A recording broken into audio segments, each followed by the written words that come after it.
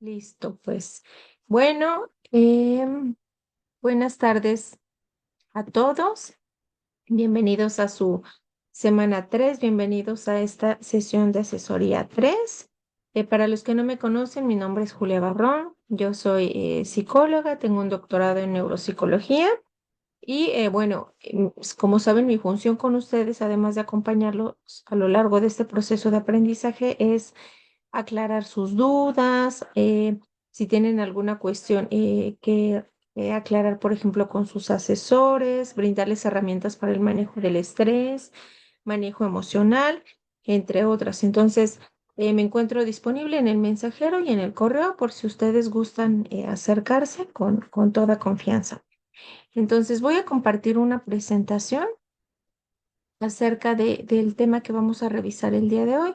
Recuerden que esta información les va a permitir contestar el cuestionario socioemocional de esta semana. Entonces, dentro de la información que les comparto hoy, viene un poco acerca de las preguntas que ustedes van a encontrar ahí. Y bueno, decidí titular esta sesión como Nuestro cuerpo y las emociones mejorando nuestra granularidad. Ok, seguramente ustedes se han preguntado, ¿cuál es la relación que existe entre cómo me siento y cómo lo percibe mi cuerpo? Quizás suene una pregunta fácil, sin embargo, no lo es del todo. Y se los digo en el siguiente sentido. La manera en la que nosotros pensamos, la manera en la que nosotros analizamos y sentimos, tiene algún efecto sobre nuestro cuerpo. Utilicé la palabra efecto, pero no sabemos si lo afecta o lo beneficia. Es decir, efecto es una palabra neutral que no sabemos si puede ser negativa o positiva. ¿Por qué lo digo de esta manera? Porque funciona de las dos vías. Por ejemplo, si nosotros nos sentimos felices, pues a veces nuestro cuerpo se siente con más energía, podemos desvelarnos, podemos hacer actividades y aparentemente o entre comillas no nos cansamos. Pero ¿qué ocurre cuando tenemos pensamientos de tipo negativo o pensamientos orientados al estrés, a la ansiedad? Pues nuestro cuerpo se siente muy pesado. Entonces, por eso les digo que las emociones tienen un efecto negativo o positivo dependiendo en nuestro cuerpo. Entonces, hoy vamos a hablar de ello, vamos a hablar de la granularidad, que es un concepto muy bonito, muy interesante que quisiera compartir con ustedes. Y bueno, les iré explicando desde la psicología cómo es que se entiende esta noción de nuestro cuerpo y las emociones. Ok. El objetivo de esta sesión es comprender la relación entre las emociones y cuerpo para mejorar la regulación emocional. Comenzaremos esta sesión hablando acerca, como ustedes saben, de las reglas en etiqueta, es decir, la manera cordial que tenemos de llevar a cabo nuestras sesiones, respetando todas las opiniones que se incorporen, todos los pensamientos, ideas son bienvenidos aquí y ustedes tienen todo el derecho de poder expresarse. Siéntanse cómodos, este es un lugar seguro donde pueden compartir información. O algo que me gusta mucho de estas sesiones es que después, los viernes, me escriben, ¿no? Buscan un poco de empatía, si alguna situación, buscan un poco de apoyo. Entonces, estas sesiones los jueves me sirven mucho para que ustedes se animen los viernes a escribirme por si están atravesando alguna situación. Entonces, si gustan hacerlo a través de esta sesión o el día de mañana, que por lo general lo hacen, y es muy bueno, entonces sientan mucha confianza. Ok. Ahora, esto que está aquí les acabo de resumir como un año de información relacionada con la psicología. Muchos de ustedes tienen mucha experiencia y seguramente han vivido esto que les voy a platicar. Ok. Cuando las personas se hacen la pregunta de cuál es la relación entre mi estado mental y mi cuerpo, se nos ocurren muchas respuestas. Yo les voy a compartir las respuestas que tienen que ver con la neuropsicología. ¿Tiene que ver la neuropsicología en todo esto, Julia? Sí. ¿Y qué tiene que ver con cómo me siento? Ok, es muy importante entender que el origen o la raíz de todo lo que sentimos, pensamos, percibimos, está en nuestro cerebro y está en nuestro cuerpo. De repente, por ejemplo, yo atiendo a personas en la consulta privada y me dicen, Es que no sé por qué me duele la espalda, me duele la garganta, y me duele la cabeza y ya fui mucho al médico, me dijeron que no tengo nada aparentemente y como último punto me mandaron al psicólogo o al psiquiatra. Es ahí donde yo les hablo de esta información que les voy a compartir el día de hoy. Ok, ¿cuál es la relación que existe? Vamos a imaginar nuestro cuerpo como si fuera una maquinaria. Esa maquinaria está operada por el cerebro, por la médula, que es, el órgano que conecta el cerebro con el sistema nervioso. Entonces, el cerebro, médula y sistema nervioso se refiere a todos los circuitos que rodean mi cuerpo. Yo le llamo circuitería. Imagínense como tal, como cablecitos que recorren mis manos, mis piernas. Esa es la circuitería. ¿Y qué pasa por esa circuitería? Ah, pues por ahí fluye sangre, porque están las venas y las arterias, por ahí fluye el oxígeno y por ahí fluyen muchos elementos químicos, además del oxígeno y también la presión arterial, ¿no? Entonces, otra vez repasando, cerebro, médula y toda la circuitería que es mi sistema nervioso central. ¿Por qué les estoy hablando de esto? Porque para que nosotros entendamos nuestro estado mental y la relación que existe, debemos entender cómo funciona nuestro cuerpo. Ok, esas son las tres partes importantes. Entonces, aquí se las mencioné. Sistema nervioso central, nervios craneales, funciones respiratorias, sistema endocrino, sistema gastrointestinal, piel y lengua. Voy a poner un ejemplo de la influencia que tiene una emoción en todo lo que les acabo de decir. Ok, imaginemos que tengo mucha tarea, me empiezo a sentir agobiado y de repente hay una idea que me dice, no puedes, no puedes, no puedes, ya es muy tarde, no le entiendes, ya te estás durmiendo, estás cansado, mañana tienes muchas cosas que hacer. La idea que era así comienza a crecer, crecer, crecer. Esa idea que está en el aire necesita una manifestación física.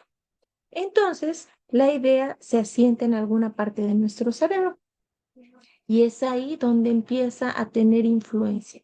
Entonces, esa idea que iba creciendo, creciendo, creciendo, se aloja. Si se va al sistema nervioso central, yo les dije que ahí estaba la sangre, el oxígeno y la presión arterial. ¿Qué creen que haga ese pensamiento? Pues ese pensamiento empieza a alterar mi cuerpo. Y entonces por eso las crisis ocurren diferente en todas las personas. A mí, por ejemplo, me ha tocado atender personas que cuando tienen una crisis que comenzó por lo regular por un pensamiento, se les acelera el corazón. Es decir, ese pensamiento, idea, se alojó ahí. Pero también hay personas que sufren de temblores. Ese pensamiento se fue por el sistema nervioso central. Hay personas que sufren de corazón acelerado, taquicardia. Significa que la emoción se acrecentó tanto que se almacenó dentro de las venas que llevan la sangre al corazón, ¿no? Ustedes saben que la presión arterial son dos numeritos, 80-120, que tienen que ver con la presión del vaciado de la sangre del corazón al cuerpo y del cuerpo al corazón. De manera que 80 es la velocidad a la que se vacía el corazón, ¿no? Hablando hipotéticamente, y 120 la velocidad a la que la sangre regresa. 80, 120. 80, 120. Eso es en condiciones normales. Pero ¿qué ocurre cuando una persona está acelerada, el pensamiento no la deja, está sobrepensando, está alterada, entonces el corazón se acelera? Entonces, ese 80 se le llama sístola y el 120 se le llama asístola. ¿Qué ocurre? ¿Qué ocurre con nuestro cuerpo? Entonces, esa velocidad creció. Ya no va a ser 80-120. El corazón necesita bombear más rápido porque el pensamiento lo está invadiendo. Entonces, ¿qué hace el corazón? Se apura, ¿no? Se está apurando porque el pensamiento lo está apresurando. Entonces, ese vaciado de sangre ya no es 80-120, que es nuestra presión arterial, ya se vuelve en 90-120. 90-125, 90-130. Entonces, nosotros vamos al médico y decimos, es que tengo problemas de la presión arterial y a veces no necesariamente. A veces lo que está ocurriendo es que hay un pensamiento repetitivo que está alterando mi presión arterial de la sístola y la sístola. Y no les estoy tratando de decir que no existen los problemas del corazón, por supuesto, pero si revisamos la incidencia es baja, es relativamente baja en comparación de los problemas de presión arterial generados por cuestiones emocionales. Ahí es muy alta, es más del 60%. ¿Qué les quiero decir con todo esto? Que muchas de las manifestaciones que ocurren en nuestro sistema nervioso central, en nuestra presión arterial, en nuestra respiración, en el estómago, ¿no? Cuando recibimos a veces una mala noticia, o como ahorita les puse en el ejemplo, tenemos muchos pensamientos. ¿Qué ocurre? Nos da diarrea. Eso es lo que ocurre. Y la razón por la que nos da diarrea cuando recibimos una noticia muy impactante es porque en nuestro estómago hay neuronas. Y entonces, si hay neuronas en el cerebro y hay neuronas en el estómago, ¿qué es lo que ocurre? Exacto, lo que ocurre es que están conectadas, mi mente está conectada con mi estómago y entonces hace que una mala noticia me inflamo, no me da diarrea o me da estreñimiento, eso es completamente normal. Entonces, en la medida en la que yo proceso y acepto o entiendo una emoción, es el efecto que va a tener en nuestro cuerpo. Ya les hablé de qué pasa si la emoción se va al sistema nervioso central. Temblores, ¿no? Alteraciones de la presión arterial, problemas respiratorios. Si se va al sistema nervioso y la emoción se va donde quiera. Un punto muy importante, no sé si alguna vez habían escuchado de los 12 nervios craneales. Los 12 nervios craneales son los 12 cablecitos más importantes que conectan nuestro cerebro a nuestras funciones vitales del rostro y el cuerpo. Hay un nervio craneal, por ejemplo, óptico. Una vez me tocó atender a una persona que pues recibió una muy lamentable noticia. Entonces, de tanto pues dolor que sintió en ese momento, ¿no? La emoción le dio ceguera temporal, ¿no? Entonces yo atendí a esa persona y me decía, es que no tengo problemas, se me quitó a las, creo que 2 semanas, pero fue tanta, tanta la presión de su cerebro que le bloqueó la capacidad de ver por 2 semanas y no había ninguna explicación porque le hicieron 1000 estudios, ¿no? Entonces lo que le explicó el médico y luego lo mandó conmigo es que a veces el cuerpo recibe tanto dolor, que lo que ocurre es que bloquea una función de nuestro cuerpo, ¿no? Esto, a mí, yo hace 10 años que lo empecé a ver de verdad que para mí fue muy sorprendente, ¿no? Me pasó con esa persona, entonces ahí lo que ocurre es que un sentimiento, una emoción tan dolorosa bloqueó su vista. En otras personas ha llegado a bloquear el olfato, la capacidad para oír, se marean mucho, viene en cuestión del vértigo, ¿no? La capacidad de saborear no me ha tocado, ¿no? Pero bueno, cada emoción que sentimos, cada pensamiento que llega, cada pensamiento que crece, negativo, positivo o neutro, elige un lugar para alojarse en nuestro cuerpo. Preguntémonos en este momento, ¿en dónde se aloja? ¿No? Cada uno de ustedes, estoy segura, completamente segura, que ya tienen bien identificada la parte de su cuerpo donde eligen alojarse las emociones, ¿no? De lo que yo les digo, lo que yo he visto en terapia individual, privada con los pacientes, es que la gran mayoría se afectan sus funciones del sistema nervioso central. Las personas llegan temblando de las manos, de las piernas, algunos tartamudean, la cuestión de la vista, las embolias faciales, ¿no? Por ejemplo, el nervio craneal del movimiento facial se colapsa. Imagínense una manguerita, tanto dolor, tanta presión, tanta emoción, la manguerita se tapa. Entonces de ahí devienen muchas sintomatologías.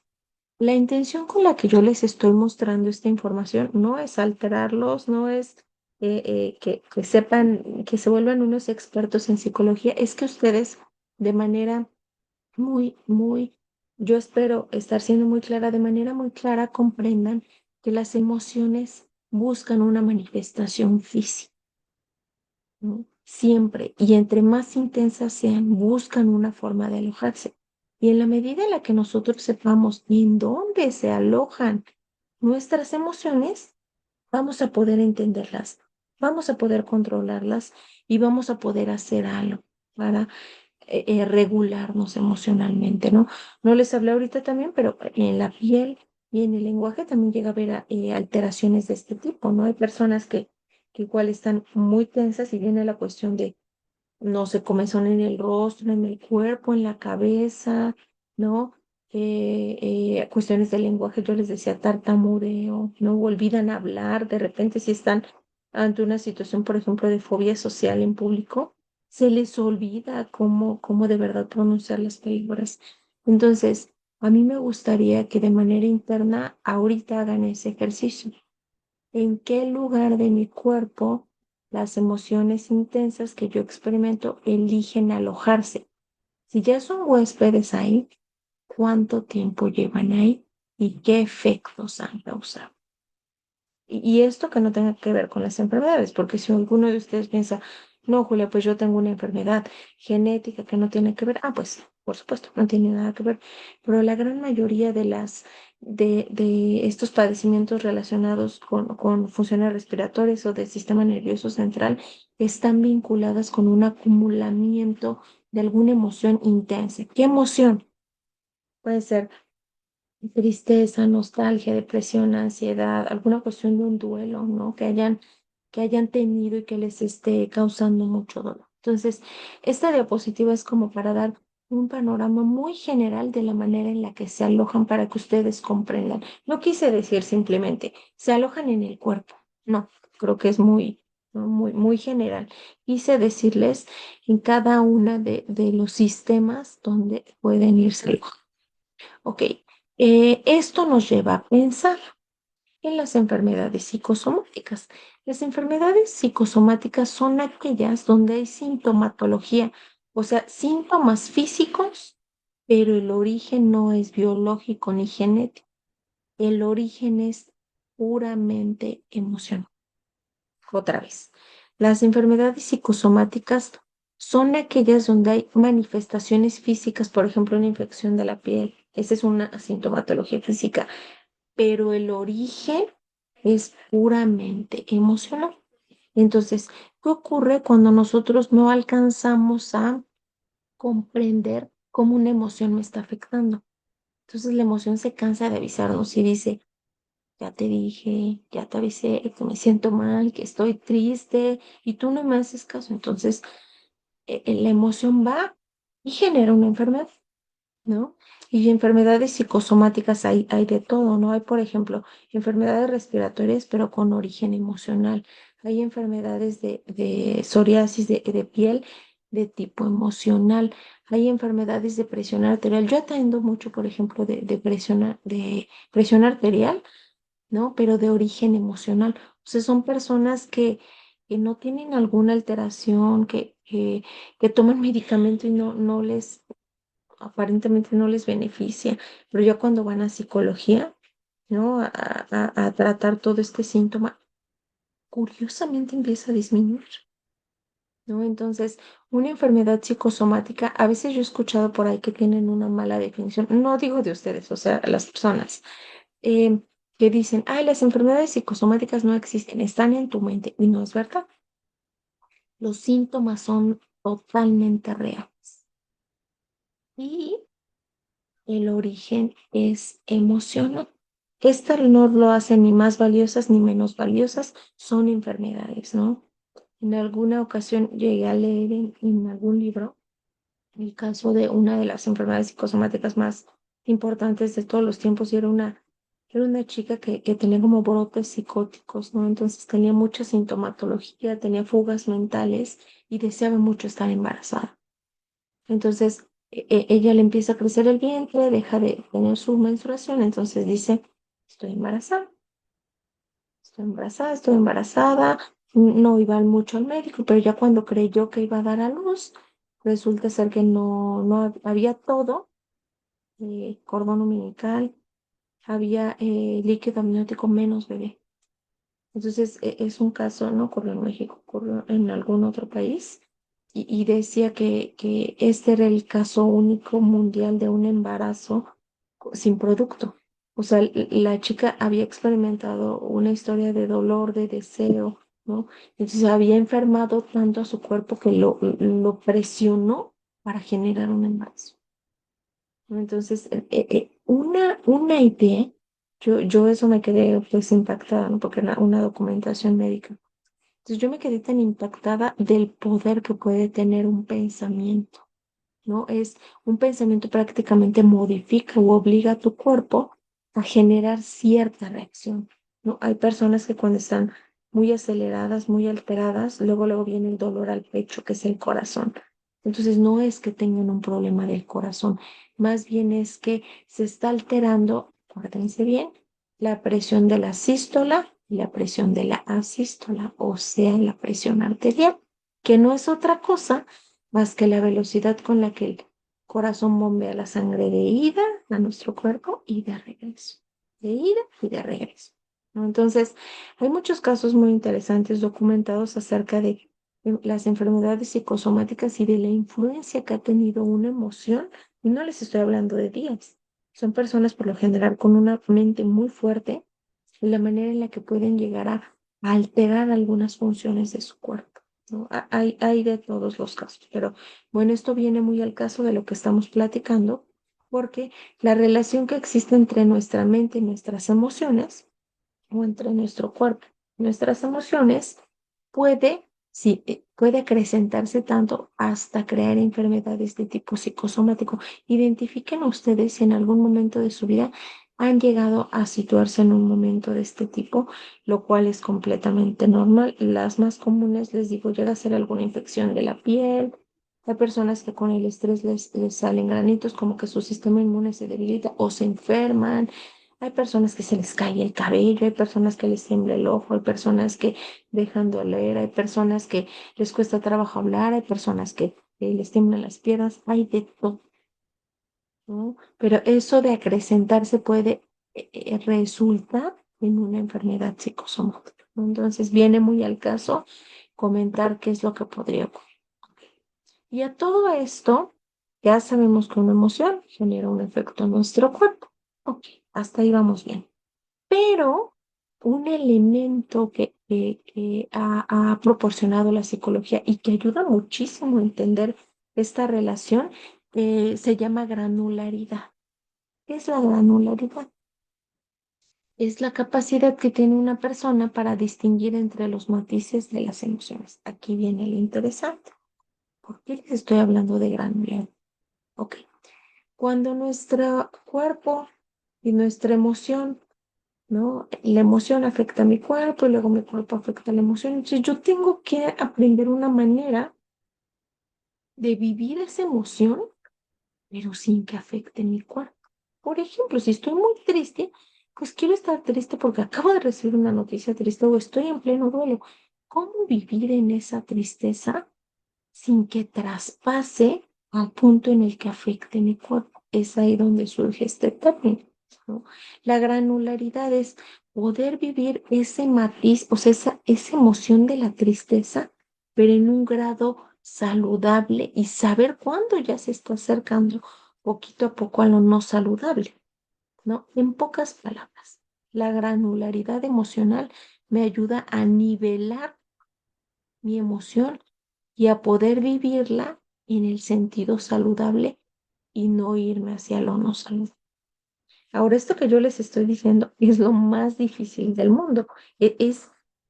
No llamaré pues imposible, pero es el reto de cada día, ¿no? Cada día estamos aprendiendo esto. ¿Cómo hacer para estar feliz, pero no tan feliz que no me ponga eufórica y que eleve mis expectativas? ¿Cómo hacerle para estar estresada, pero no tan estresada porque entonces afecta mi cuerpo? Ok.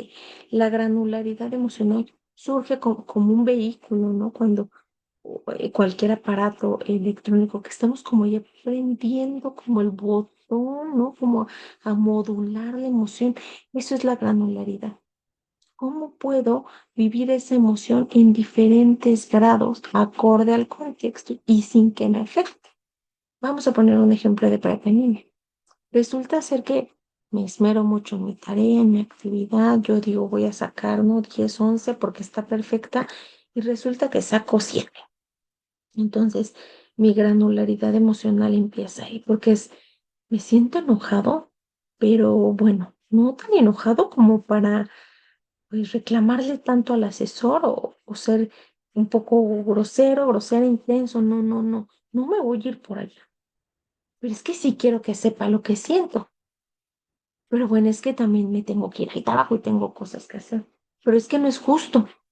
Entonces empieza esa lucha entre nosotros. Tengo que hacer algo, pero como hago algo, pero no tengo tiempo. Pero qué tanto es tantito, qué tanto puedo, ¿no? Expresarme. Entonces empiezo ahí a modular. Ahí estoy ejerciendo la granularidad. Es cómo puedo yo distinguir entre los matices de esa emoción que estoy experimentando, que tal vez sea decepción, ¿no? Estoy decepcionado de mí mismo, de la calificación que me puso el asesor. Granularidad es eso, la manera en la que yo tengo de modular la emoción de tal manera que no cause afectaciones ni a mí ni a los que me rodean. Y eso, queridos alumnos, es un gran reto. Es un reto grande. No, si alguno de ustedes lo descubre, nos tiene que pasar el tip o la forma en la que lo hizo, porque pues todos estamos aprendiéndolo, ¿no? No, no se llega un momento de que somos expertos en eso, más bien estamos construyendo nuestra granularidad cada día. Cada día estamos intentando como, les digo, enojarnos poquito, o los que tienen hijos aquí tal vez no me dejarán mentir, es como lo regaño, pero sin lastimarlo, pero no quiero dejar de regañarlo para que no exceda los límites. Todo el tiempo tal vez están ahí mediando, cómo hago, qué le digo. Eso es la granularidad, poder distinguir estos matices de las emociones, ¿no? Y no pensar que todo o es bueno o es malo, es negro o es blanco. No, es entender el matiz de la emoción. Ok, entonces, esta es una técnica que yo les proporciono que a mí me ha funcionado mucho para trabajar con niños hasta personas de la tercera edad. Entonces, yo les dije, es bien difícil trabajar la granularidad porque es muy complicado, pues, nivelar la emoción. Ah, pues, esta es una técnica que probablemente les va a funcionar mucho. Ok, ¿en qué consiste? Es en la medida en la que yo posea más palabras para expresar lo que yo siento, voy a ganar fortaleza, ¿sabes? En la medida en la que yo posea más palabras para expresar mis emociones, gano fuerza, gano seguridad, gano confianza y aprendo a nivelar la emoción. Entonces, esta técnica se llama vocabulario emocional y me sirve, de hecho, yo los reto, los reto no aquí, pero en sus hogares o cuando tengan un poquito de tiempo, a que haya una persona aquí que me diga que comprende cada una de las emociones, su significado y que es capaz de aplicar esa emoción a un ejemplo de su vida diaria. Voy a poner un ejemplo, ¿no? Voy a empezar del centro hacia afuera y entonces digo, pues yo sé qué significa ser solitario. En una ocasión yo me sentí solitario porque yo sé qué significa la diferencia entre consternado y desilusionado, ¿no? O yo sé qué significa el ser confiado, eufórico, pasmado, perturbado, somnoliento. Es muy difícil conocer todo este vocabulario y poder aplicarlo, porque una cosa es poder decirlo, pero otra cosa bien diferente es poder aplicarlo. Entonces, ¿qué tiene que ver esto con lo que estamos hablando? Muy simple. El conocimiento emocional que poseemos las personas a veces es muy limitado. Entonces, ¿cómo su tutora les está pidiendo que aprendan a nivelar la emoción si no tienen tantas formas de nombrar lo que sienten? Entonces hay que empezar por ahí. Hay que empezar intentando conocer todas las formas en las que tenemos para poder expresar lo que sentimos, ¿no? Entonces, si alguno de ustedes me puede decir todas las emociones y les puede aplicar y de verdad las conoce, esa persona tiene muy buen dominio y experiencia en sus emociones. En la experiencia que yo tengo como profesional, con adultos, obviamente con niños no, pero con adultos jamás me ha pasado que conozcan, ¿no? Pues al menos más del 50%. De repente dicen, ¿qué es estar escéptico? ¿No? ¿Qué es estar apático? ¿No? Entonces, es un buen ejercicio de conocimiento emocional que les permite a ustedes comenzar a aprender la manera en la que pueden discriminar dentro de una emoción y a otra. Ustedes dirán, bueno, ¿y de qué me sirve saberlas nombrar, saberlas entender? Al cerebro le sirve mucho, ¿no? Porque el cerebro, una particularidad del cerebro es que no sabe distinguir a veces entre lo real y lo imaginario. Y para que el cerebro pueda distinguir, tenemos que ayudarle. Entonces, si yo le digo, es que el día de hoy no me sentí vulnerable y el cerebro dice, ¿qué es eso? Pues cuando estuve en el trabajo y entonces todos empezaron a hablar, entonces hubo un tiempo que yo me sentí como pues avergonzado y de repente hablaron de temas incómodos y entonces yo me sentí vulnerado y no supe cómo reaccionar. Entonces el cerebro te ayuda a procesar y te ayuda a entender, ok, momento vulnerable, hay que cuidarte, porque vulnerabilidad me acabas de decir que te sientes desprotegido, entonces yo, tu cerebro, te voy a ayudar a sentirte un poco más seguro. De eso ayuda ese ejercicio. Este ejercicio nos ayuda a conocernos, a entendernos y a que el cerebro vaya comprendiendo y procesando cada una de las emociones y con base en ello nos puede ayudar a protegernos, a expresarnos, a regularnos, a comprendernos a nosotros y comprender a los demás. Es un gran ejercicio, de verdad. Y hay muchos ejemplos en internet. Yo mañana se les puedo mandar. Yo con niños, por ejemplo, la uso mucho, ¿no? Entonces, si llegan y no quieren hablar, de repente yo les digo, ¿no? Entre 8 o 10 años, a ver, escoge una emoción, escoge tres sin ver y vamos a platicar de eso. ¿Cuándo en la semana te sentiste aversivo? ¿Qué es aversivo? Pues aversivo es cuando hay algo que no nos gusta, que lo vemos y que nos genera desagrado. Y entonces empiezo a hacer los ejercicios y es muy interesante, ¿no? Yo desde los 4 o 5 años ya he usado algunas palabras y funciona bastante bien. Ok, entonces ahora, ya sé que les he empezado a decir los beneficios de identificar y diferenciar las emociones. Les dije que les ayuda a nivelar, a notar los matices, a tener granularidad, pero en concreto, estos son algunos de los beneficios que aporta el conocimiento preciso de mis emociones y la manera en la que tienen un efecto sobre mi cuerpo. Uno es que me evita tener conductas destructivas. Si yo, por ejemplo, cuando me siento triste, pues no me paro y luego no me quiero bañar, arreglar, y luego no me dan ganas de salir. Entonces es una conducta que me está afectando un poco, está afectando mi socialización, mi economía, si no voy a trabajar o mi estado de ánimo con los demás. Entonces empiezo a tener conductas destructivas de poco autocuidado o puedo sentir rabia o coraje hacia mí mismo. Entonces, si yo comienzo a entender qué me pasa, voy a intentar evitar esas conductas destructivas porque ya sé de dónde vienen.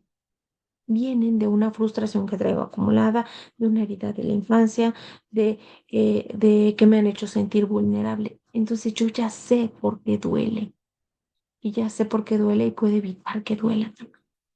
¿Con qué?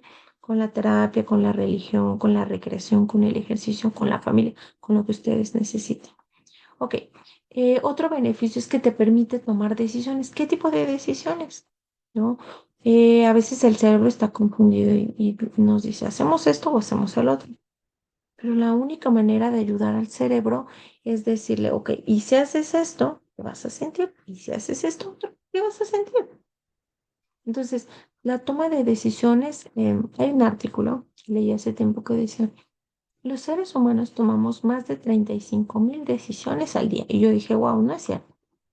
Pero entonces empecé a leer mejor, bueno, a leer el artículo y decía, tú decides a la hora que te paras, tú decides de qué lado de la cama te levantas, decides si te vas descalzo al baño o no, tú decides qué desayunas, tú decides si te apuras, tú decides si los medios de transporte, ¿no? Dependiendo del que tengan coche, autobús o caminando. Tú decides cuánto caminas, tú decides cómo te peinas, cómo te vistes. Y entonces las empezaban en promedio, ¿no? A contar y decía, y eso que no entramos a los temas emocionales, el ser humano toma al día más de 35.000 decisiones.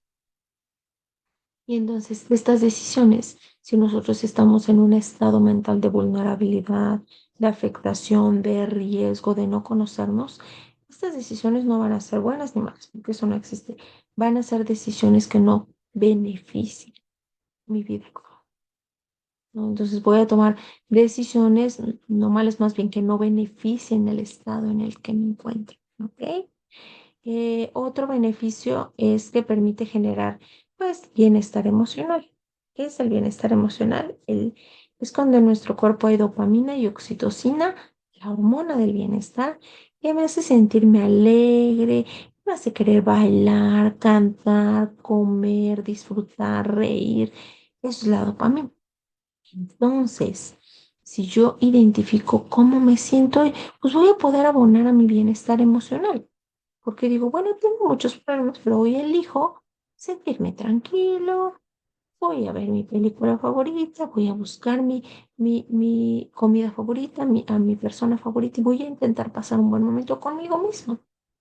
Ok. El siguiente beneficio es que contribuye a la resolución de conflictos. La única manera que tenemos los conflictos no se evitan, los conflictos se afrontan porque están en el día a día de nuestra vida. Entonces, los conflictos se resuelven enfrentándolos, afrontándoles, dándoles la cara.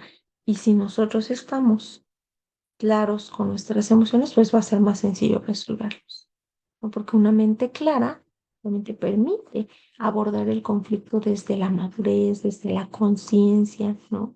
Entonces, ese es un muy buen beneficio. Y el último, mejora el rendimiento. Este tiene que ver mucho con ustedes. Ustedes ahorita son ahorita personas de alto rendimiento porque tienen un hogar, atienden a sus familias, atienden el trabajo, atienden a sus hijos, atienden a su persona y atienden a sus estudios. Y probablemente algunos cuidan a alguna otra persona o tienen otro trabajo, ¿no? Entonces, la manera en la que ustedes me preguntan mucho eso de repente, ¿cómo puede mejorar mi rendimiento? ¿Cómo puedo ir mejor? ¿Cómo puedo avanzar?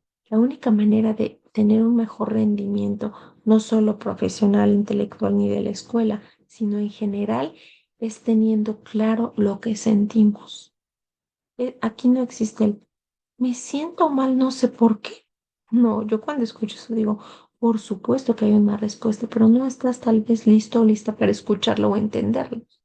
Entonces, la única manera en la que los genios no nacen ni se hacen. En realidad, una persona con el pensamiento claro y las emociones estables es capaz de tener un buen rendimiento, rendimiento en todas las áreas de su vida, porque está claro. Y no, yo no dije que esté feliz. O sea, puede estar triste, pero tiene claro lo que siente, en pocas palabras. Si somos capaces de saber qué nos ocurre, qué sentimos, qué pensamos, nuestro desempeño en la vida diaria va a mejorar muchísimo, ¿no? Entonces, este es un término que seguramente ustedes han escuchado que tiene que ver con la inteligencia emocional. Todo esto que les estoy comentando, de poder identificar mis emociones, qué me pasa, qué pienso, qué siento, justo ya hay un término que lo define y es la inteligencia emocional, que se define como la habilidad para reconocer, identificar y nombrar tanto las emociones propias como las de los demás. Aquí no les he hablado de sus vínculos, solo hablé de ustedes. Entonces, yo quiero entender a mi pareja, a mis padres, a mis hijos, a mis hermanos, a mis amigos. ¿Cómo le hago para mejorar mis relaciones sociales? Pues la única manera que tengo es ya comencé por mí. Ok, sé qué me pasa, sé qué siento, sé cómo pienso, sé que me duele, sé que no me duele.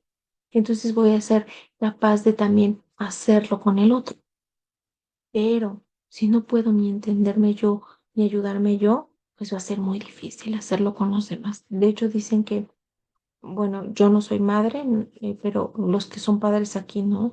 Se dice mucho que a los padres les cuesta a veces trabajo la crianza no por los hijos, sino por ustedes mismos, ¿no? Porque es aprender a regularse para enseñarle a regularse a sus hijos, aprender a afrontar problemas para enseñarles a afrontar. Entonces, tiene antes que pensar en los demás, pasar por ustedes, o sea, dominar la habilidad, como no le puedes enseñar tal vez a andar en bici, si a ti no te sale a andar en bici. Es por eso se vuelve complicada la creencia, porque es doble trabajo, ¿no? Es ayudar a la personita que tengo enfrente con sus emociones, pero también controlar las mías. Ese es un trabajo muy arduo y para los que aquí lo realicen, pues todo mi respeto y admiración porque seguro es una tarea complicada, ¿ok? Y bueno, como les hablé en esta sesión de el cuerpo y las emociones, aquí les muestro algunos datos muy interesantes del cerebro y de todo esto que estuvimos hablando. El uno de izquierda a derecha. El cerebro consume alrededor del 20% de la energía obtenida de los alimentos. Sí, cuando ustedes comen y dependiendo de lo que comen, el 20% de toda la energía que genera eso, vitaminas, minerales, grasas, todo, el 20% lo consume el cerebro. ¿Por qué? Es mucho, ¿no? En realidad, ¿por qué? Por todos estos procesos de los que estamos hablando. El cerebro es como el centro de mando, centro de control. Dos, en un adulto promedio el cerebro tiene una masa de 1,5, significa que es un peso considerable, ¿no? Y es ahí donde se lleva a cabo la magia y todos nuestros procesos mentales y todas nuestras emociones. Tres, el 60% del cerebro es grasa, sí, la grasa se utiliza para que se pueda llevar a cabo el funcionamiento de cada una de nuestras áreas cerebrales y de nuestras neuronas. Cuatro, el cerebro no siente dolor, aun cuando es el encargado de procesar las señales dolorosas. Exacto. Al cerebro no, por eso les dije ahorita, el cerebro no distingue entre el tiempo, el cerebro no distingue entre lo que existe y no existe y el cerebro no siente dolor. El cerebro solo es la parte que procesa esas emociones, pero en realidad no las siente, no les duele, solo las procesa.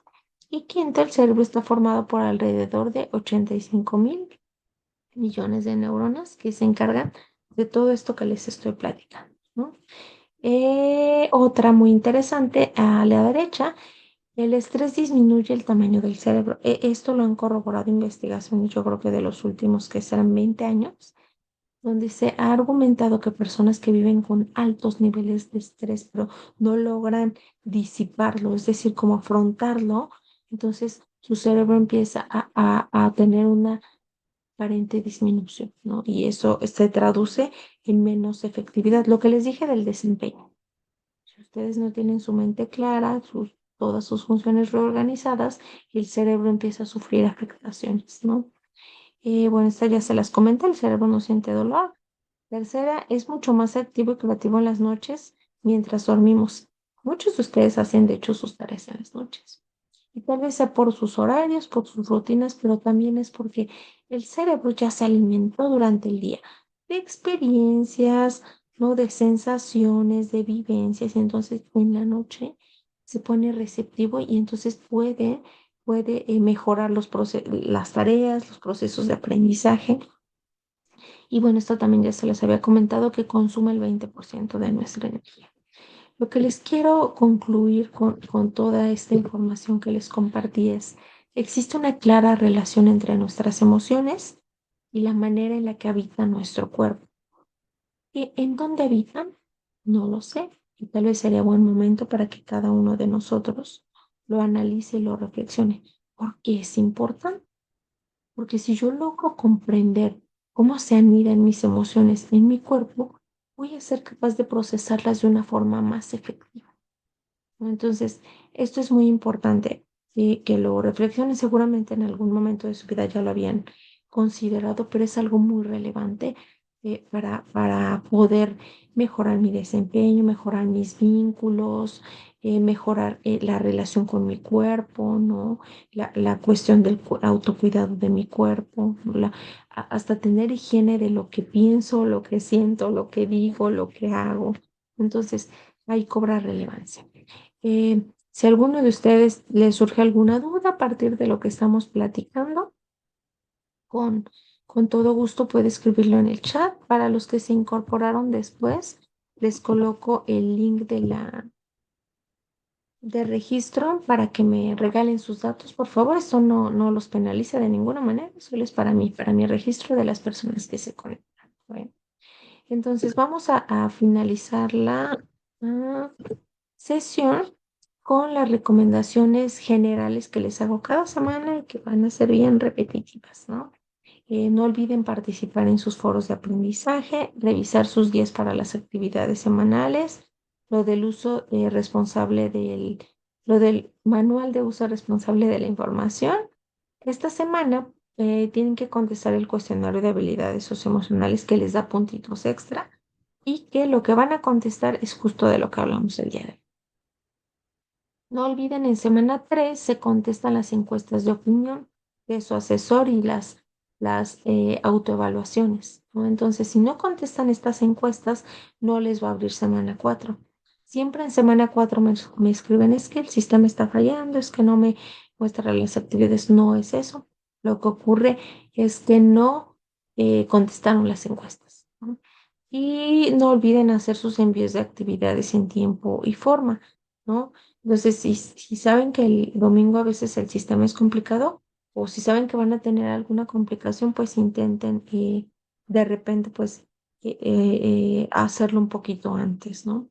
Entonces, esa es la última semana que tengo el gusto de estar con ustedes, es semana 3. La siguiente semana 4 les compartiré algún recurso para durante esa semana 4, ya sea para su proyecto integrador, técnicas para mejorar su organización, técnicas para el manejo del estrés, ¿no? Entonces, de acuerdo a las necesidades que ustedes me manifestaron en el cuestionario de Yo Te Puedo Apoyar, si alguno de ustedes tiene alguna sugerencia, estoy abierta a escucharla, ya sea aquí en el chat o por correo.